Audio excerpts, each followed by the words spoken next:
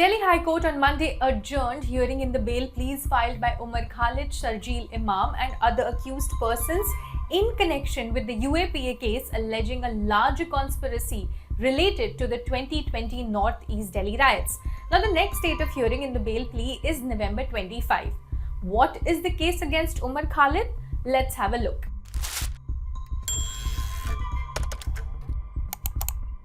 37-year-old former JNU student Umar Khalid is in police custody for approximately 4 years now. He has been specially charged under UAPA terror charges. The case is of 2020 Northeast Delhi riots. Now, to remind you a bit, in 2019-2020, there were protests against the CAA, Citizenship Amendment Act, which was then a bill. The protest eventually turned violent in North India, including Delhi, Lucknow. And when the US President Donald Trump was visiting India in January 2020, riots were happening in Northeast Delhi. Many people lost their lives in these riots. Now, the 40-page charge sheet filed by the Delhi police in March 2020 against Khalid called him a veteran of sedition. He has been denied bail twice by trial courts and once in High Court. In February 2024, citing a change in circumstances, Khalid withdrew his bail plea from the Supreme Court. His lawyer, senior advocate Kapil Sibal, had said, "We will try our luck in the trial court." Now, let's understand what constitutes a terrorist act under UAPA and how it is linked to Umar Khalid. Under the Stringent Unlawful Activities Prevention Act, UAPA, an offence under Section 15 that defines a terrorist act criminalizes any with intent to threaten or likely to threaten the unity, integrity, security, economic security or sovereignty of India, or with intent to strike terror or likely to strike terror in the people or any section of the people in India.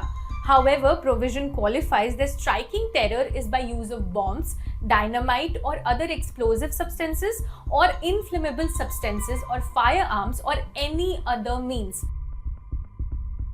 Now, the prosecution's case is that a chakka jam that Khalid allegedly conspired to organize would also fall under the definition of any other means. The evidence produced are over 24 statements by protected witnesses named as Saturn, Krypton, Romeo, Juliet, Echo. They have testified that Khalid took part in alleged secret meetings and confided in them that his eventual plan was to organize a chakka jam when then US President Donald Trump was visiting Delhi in 2020. A reading of the statements shows that the prosecution's evidence is that Khalid allegedly talked about spilling blood and made provocative speeches, including saying that Andolan Khoon Mangta Hai in secret meetings in the presence of relative strangers, and also clicked pictures of these meetings and posted them on social media. However, Khalid's lawyers have repeatedly pointed out that these statements are hearsay and were revised several times, even recorded nearly 11 months after the FIR was registered. In March 2022, a Kakaduma court rejected Khalid's first bail plea, holding that the allegations were prima facie true on the perusal of the charge sheet and accompanying documents for the limited purpose of bail, and as such, the embargo created by Section 43D5 of UAPA.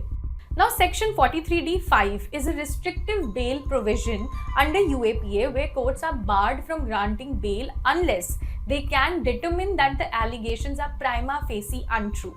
Now, upon appeal, the Delhi High Court too in October 2022 accepted the trial court's view, which said that Khalid's name finds recurring mention from the beginning of the conspiracy till the culmination of the ensuing riots.